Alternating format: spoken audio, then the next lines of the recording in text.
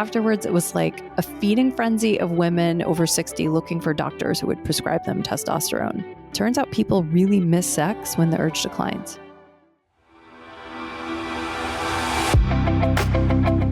I'm Heather Grzych, and this is the Wisdom of the Body podcast. This podcast explores the idea of body intelligence as the real key to learning the knowledge of life, or what we call Ayurveda in the ancient language of Sanskrit. We do that by connecting with today's creative leaders and experts who will help you listen to your body, trust your gut, and live in deeper harmony with nature. Come join me as we unlock the golden door to clear, direct perception and become very deep listeners. You can find the Wisdom of the Body podcast on Apple, Spotify, and Stitcher. You can also follow us by joining my email at heathergrzych.com or on Instagram at heathergrzych. I know you're going to love this podcast, so take a second right now to subscribe. Hey, the topics in this podcast episode are in no way intended to be medical advice. Should you have any questions about anything discussed in this podcast episode, please reach out to your medical doctor or other healthcare professional. All right, let's be honest here. When we're over 40, it's easy to slip into thoughts like, I wish I were younger. I wish my skin was tighter. I wish that my metabolism wasn't so slow. Or I can't do what I used to do. You probably have your own battles with aging. I certainly have mine. And I've worked with other people who struggle with aging in my Ayurvedic practice for the last decade. Issues have ranged from joint issues or metabolic issues, where maybe there's even changing sleep patterns and even some pretty scary health conditions like cancer or heart arrhythmias. We're all going to age, and eventually something's going to go wrong with us. And there's no doubt that something in our body is going to malfunction, because 9 out of 10 cases of cancer are found in people over 45 years old. Hypertension occurs in 80% of people over the age of 60. And it's estimated that nearly 50% of people over 45 have diabetes in the United States. One of the most obvious reminders of aging is in the reproductive department. Many people fear they have diminished reproductive functioning, which might include reduced sexual activity or sexual enjoyment, maybe reduced fertility, or medical issues like tumors or polyps or something like that. And it's estimated that up to 80% of women will have fibroids in their lifetime, and that about 80% of men who live to the age of 80 are going to have cancer cells in their prostate. Also, when we age, people are more likely to have had surgeries, trauma, and even medical conditions in other systems of the body that end up impacting the reproductive organs and their functioning. As we age, it becomes more difficult for many bodies to return to their wisdom as they're constantly regenerating. So our bodies are always regenerating, but sometimes things get in the way of them regenerating optimally. Sometimes we get inflammation, plaques, and even dryness or roughness, which is more common in aging bodies, can create a sort of Velcro effect for blood if it's too full of sticky clogging substances like extra sugar, extra cholesterol, extra lipids and protein. And when there's extra clogging substances in our blood, that can clog up channels wherever that blood flows, which is all over our body. So that can create a cascade of effects there when you have an accumulation happening in specific areas of the body. Obviously, when something accumulates in a really vital part, it's more serious than it accumulates in something that is less of a vital part. So for example, clogging of arteries around the heart is a pretty serious deal. So when something's in our blood, we want it to be used by the cells and the tissues of our body, or we want it excreted. So plaque is one of those things in this third category. It's neither used nor is it excreted. It just stays in there and clogs things up. The term for this in Ayurveda is ama, anything that isn't properly processed by the body that hangs out and risks blocking our cellular intelligence. That's ama. So one of the reasons that we get more disease as we get older is simply because the texture of our tissues has changed. So is happening to all of us as we age. We know that our bodies are different than they were when they were 25. And it's in knowing this that one can become empowered to look at their body, not only like a machine that can do a bunch of jobs for us, but one that needs to have a certain quality to it, a certain texture to it, and how that texture can become altered by the things that we eat, the local weather, where we might live or travel to, and even how we exercise and sleep. And this is where every person with a body needs to learn how to have this new body as they age. But first, I think it's important to grieve the old body. Why not just fully own the fact that you miss it? It's okay. Maybe even be angry about it. But whatever it is that you feel, let yourself feel it. Accept that that's how you feel, and then release whatever it is that you're feeling so that you can move forward with where you are now. Because it's not wise to walk around thinking you're 25. You'll actually risk damaging your body if you do that. Not to say that you shouldn't do the things that you love. Please don't mistake what I'm saying for that. You need to do what you love, but you need to do it in a different way as you age. When I teach yoga, for example, to a 25-year-old, I teach it differently than I do to a 55-year-old. It's not that I don't think the 55-year-old is strong. In fact, I've observed many 55-year-olds who are stronger than 25-year-olds because they've practiced more and spent more time developing their body awareness and their proprioception.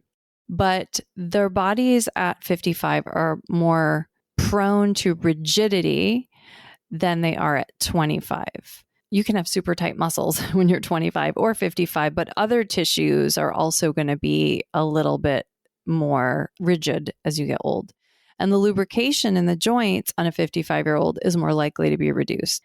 There's more likelihood that a person has suffered an injury at some point in their life when they're 55 versus 25. Obviously, there are 25-year-olds who've suffered an injury or, who've hurt themselves or whose bodies are in worse shape than someone twice their age, but that would come from an injury or some sort of imbalance that created this. It wouldn't be the norm. It is actually normal for older bodies to have less synovial fluid and thinner cartilage in a joint. So we have to start from an assumption that we are different than we are at 25. And if we want to do the things we did when we were 25, then we have to do them with greater care. And thankfully, there are things that we can do to make vigorous, strong activity comfortable and even beneficial in middle and older ages. Okay, so you're probably wondering when I'm going to talk about sex, though, because that's what the title of this podcast is about, right? But first, I want to just give you a super quick story. On the first day of my new job, when I was 22 years old in downtown San Francisco, I sat inside an empty cubicle and I had a chair, a big binder, and no computer the whole day. It was so boring. They hadn't got me set up. So I was just listening to everything going on in the office for a whole day. And I was getting really bored. So just after lunch, the woman in the cubicle next to me started talking just as I was about to nod off. And she was a 60-ish-year-old woman who had the same job as me. And she started getting frustrated with her computer that it wasn't working as quickly as she wanted it to. And she started talking to it. And she said, "Oh, come on, my vibrator works faster than you." And I was horrified when I hear that a woman, I'm 22, right? So I was horrified when I heard that a woman at her age was talking about sexual activity. I couldn't even imagine it. I wondered, is it normal? And I assumed that once someone hit, say, maybe 50 or had gone through menopause and all that, that sexual part of them maybe just shut off. So, what did I know? I was 22. And then years later, I remember reading a story about how sex was becoming a problem in this one retirement home with these 80-year-olds. And again, I read this and I'm like, what? Is this really happening when people are old? But what's interesting about sex, people have sex at all ages, but these days, people are actually having less sex. Many studies show this. And some say it's because we're too busy. Some say it's because of social media, but maybe it's also because we're sicker. For example, metabolic health can impact reproductive and sexual health through dysregulated hormones, as just one example. And anyone with diabetes or high cholesterol and even some reproductive issues like, say, something like polycystic ovarian syndrome, well, there's a metabolic component involved in all of those. The mind is also a factor in sex, isn't it? And these days, the rates of depression and anxiety are actually quite high. Almost 20% of people experience anxiety. So, what does it say about our basic health when sex isn't happening the way we think it should? Right. So we assume that, people should be having sex when they're young, but people are actually having less sex than they used to. Is it normal to want to have sex? And is it normal to want to have sex after those prime reproductive years have passed? So sex is part of basic biological functioning. It's such an integral part that it's a struggle for those who've taken a vow of celibacy due to their religion to uphold that vow of celibacy. Because it's an animal part of us. Animals do it. They don't worry about things like birth control or getting the right kind of sexual stimulation or porn to stimulate their sexual appetite or the right kind of lingerie. They don't have human minds, right? So their minds are not as imaginative. At least they're not being able to entertain an imagination. They're more urge-based creatures. And they also don't have the same kinds of health issues that humans have. They don't cook chocolate croissants for each other and give each other diabetes. And diseases, whether they're mental, physical, or emotional, can certainly get in the way of sex. And it's not easy to talk about either. I know I've been focusing on reproduction in my practice for nearly a decade, and these are not easy conversations. Whether you're talking about it because you want to have a baby and procreate, or because you just miss having sex because it feels good. I feel worried about the older Gen Zs not having as much sex. Society is not a fan of this, but the prime reproductive age of a female is between the late teens and the late 20s. It's normal for a human animal body to have the urge to procreate in those years. But the collective mind of society or of religion has really turned that off for some people. And I don't want to say whether that's good or bad, because that's just going to bring up a lot of questions about each of our values and stuff like that. It is what it is, right? When we're talking about biology, we're teed up biologically to be functioning one way that's not necessarily in line with where society is at. And I just wonder where all that energy is going, and if it's easy to get back there once you've turned off the tap. For those of us who've been there and done that, though, whether it's like living a life full of sexual activity or even procreating or having a baby at some point, well, we wonder what happens to this part of us as we age. We wonder if it's good to have sex when we're older. Anybody who has ever had an orgasm is hearing this and saying, yes, it's good to have sex as you get older. And at the same time, anyone who has ever experienced something like vaginal dryness or erectile dysfunction or reduced libido when their partner is rearing to go, or pain after having a baby, well, some of these people are also saying, I'm not sure if it's good to have sex as you age. When I was in Ayurveda school, the administrators used to fly our teachers out from all over the world, mostly from India and Nepal. And there were a few really wise teachers we also had in the United States. But here we were, a bunch of Americans, feeling like we and the rest of our culture was missing something about healthy living. And we're sitting at the feet of masters, not really at the feet, we're sitting at desks, but we're sitting here with these masters who we so wanted knowledge from. We wanted a knowledge that it just wasn't physical. It was also mental in addition to being physical. In addition to being mental and physical, it was also emotional and spiritual. And we wanted this true holistic understanding from this thing called Ayurveda, which actually means life knowledge. And these people were somehow the equivalent of if you combined a medical doctor with a psychologist, a yoga teacher, a nutritionist, an herbalist, and a spiritual teacher all into one role. That would be the closest thing I could think of for an Ayurvedic practitioner. Someone who understands the physiological, the mental, the emotional, the spiritual, and the human's relationship with other humans, as well as the human's relationship with nature itself. One of the most common questions that came up from our class of mostly, say, 20 to 40 something. So people were from their 20s to their 40s. We did also have like a 70-year-old in the class. Most of us were in the range of 20s to 40s. one of the most common questions was, how often should a person have sex? And the answer was always the same, or around similar answer from a lot of the teachers. So Vata people who have more air and space elements should have the least sex. Pitta people who have more fire element should be moderate with their sex. They may have strong desire for it, but they should be moderate with it. And Kapha people who are more earthy and watery, well, they may not be aroused as easily, but they should have the most. So let me explain what this means. People with high Vata, they have bodies that are more prone to being dry and they become depleted of their vital fluids more easily. So they would have less lubrication, less capacity to replace those fluids that get released during sex. I feel like this is common sense, but sometimes we just need somebody to say this to us. People with high Pitta, which is like the high fire element, are prone to having more inflammation.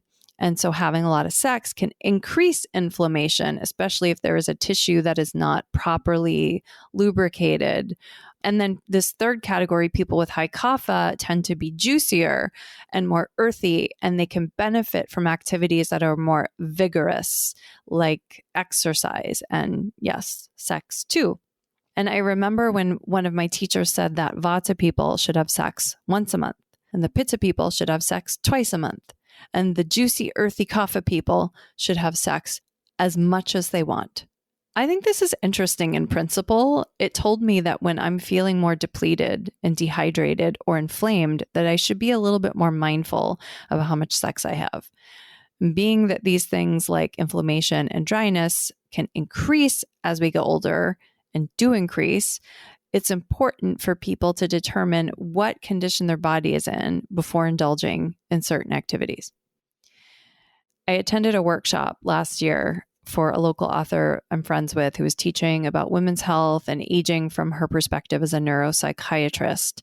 And she focused a lot on how testosterone supplementation can be really helpful for sexual performance in both men and women over 50. Afterwards, it was like a feeding frenzy of women over 60 looking for doctors who would prescribe them testosterone. It turns out people really miss sex when the urge declines. And I realized this was a big enough challenge for people that we actually need to provide people with other tools that are more accessible than going to get a prescription from a doctor, because that's not always possible to get and may not always be advisable. So as an Ayurvedic practitioner, I'm personally not going to treat somebody with hormones. That's not what we do. But I do find it extremely useful to understand which foods, which herbs, and self-care practices will affect certain hormone levels.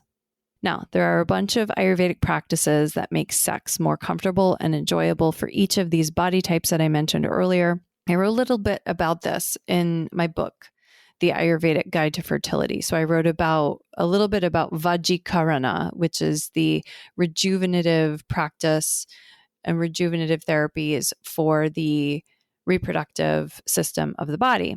And I wrote that book mainly for the purpose of improving fertility in people who are interested in natural conception or improving their chances of being able to procreate. And a practice like using, let's say, lubrication, for example, is very Ayurvedic. One is taking a slippery substance to protect a tissue from harm during a semi-rough act and heating act. And that would be a great practice for Vata, because there are many Ayurvedic oils for this purpose. Even a cooking oil like coconut or sunflower oil or even ghee can be used. And there's also a type of ghee that most people in the US can get, in which the herb shatavari or Asparagus racemosus has been added to that ghee. And this particular herb, shatavari, has been shown to be a source of plant-based estrogens and can really help with things like painful vaginal dryness, even when a woman isn't having sex, because sometimes women are having these issues even when they're just sitting there, they can have pain. And, on the other hand, you don't want to overuse a substance like this when you also have a body that's more prone to getting cancer, right? Because if you're increasing your estrogens, that can not be great. So it is wise to consult with a practitioner if you're going to start using stuff like this. And Shatavari is, I will also mention, used by men and has been shown to increase sperm count and even reduce erectile dysfunction in men. There are a bunch of other cool herbs for male reproductive functioning. And also women use some of these as well, like ashwagandha and shilajit. Shilajit was actually discovered, fun story, because these monkeys, they would lick it off of the rocks in the Himalayas, and then they would go and copulate. So people observing these monkeys wondered if that would impact humans similarly. And apparently it does. And now shilajit is like blowing up in terms of, herbs that are sold globally. So say you have inflammation though happening in the reproductive department or in the organs and tissues that impact your hormone health. Well, if you have inflammation, then cooling substances can be helpful. Things that are cooling, think of something like mint, just mint, cilantro, coriander. These things are extremely cooling. A lot of herbs are actually heating in nature. There are fewer of them that are cooling in nature. Certain oils are more cooling, like coconut and ghee are of the cooling oils that will reduce inflammation on a tissue. But one of the most cooling things that you could do is rest. And say somebody has high kapha. Well, these bodies may be slower to become aroused because they're just slower to react to things. But once they do, they can tolerate quite a lot because they have a lot of material, a lot of earth, and a lot of fluids to give. So focusing on excitement and arousal may be more important than something like replacing lost fluids afterwards, because there may be, more of a propensity to hold those fluids or be able to regenerate those more easily. Because we all have different body types. But we all get increasing levels of vata as we age. We don't build as much as we used to. Well, belly fat aside, but that's more of a metabolic issue. That is something we can do something about. And our levels of building types of hormones, those hormones that build that are anabolic, they actually decrease as we age. And it's these building hormones that are involved in reproductive functioning. So considering that as we get older, we may have one or more doshas imbalanced with our vata, it can be hard to know which category we fall in here, which types of therapies would be most beneficial for us in our sexual and reproductive balance. So it's always a good idea to read your body. You might notice there are certain times when you are more aroused. You might notice that when you work more, you think less about sex. Just one example. You might notice that certain times of your menstrual cycle, you're more aroused. You might notice certain types of weather or when the moon is a certain way that you are aroused more than other times. Or just, being on vacation, it's really different for everyone. Sometimes other people get more aroused when they're feeling anxious about something. It's really different for everyone. But all of us can think about the type of aids that we need for enjoyable sex and the replenishment that we need after sex that is going to set us up for having a healthy body and a healthy mind and a good time. And another important aspect of Ayurvedic anti-aging is managing this chaos and intensity that increases as we get older. So two factors that will often lead to stress for us. And when we get stressed like this, our aging can become accelerated because it depletes our energy reserves. It depletes our tissues, depletes our lubricating substances of the body. It can burn us out, it can dry us out. And all these things can disrupt hormonal balance. So emphasizing practices like stress reduction or stress balancing practices, right? Having the right level of stress. So for some, that might be stress reducing, like meditation, Tai Chi, deep breathing, spending time in nature. And other people, it might be stress increasing activities that are going to increase the levels of prana in the body to feel alive and vigorous. So balancing the stress so that you feel alive and not too stressed. If you're wondering though, if it's okay to have sex when you're older, well, it's really up to you and whoever you're participating in that with. But don't put pressure on yourself to be the way you were when you were 25. It doesn't make sense. You're different now, and you can have different kind of sex, and it can still be beneficial, and you can enjoy it when the spirit moves you. And care for your body like you would any other practice, like, after working out, so that you are allowing the wisdom of your body to shine through. Thanks so much for listening today. If you're interested in more holistic tips for healthy aging, please set up an appointment with me. I will be happy to help you work through your diet, your supplements, and other practices to maintain a healthy, strong, vigorous, and gorgeous life.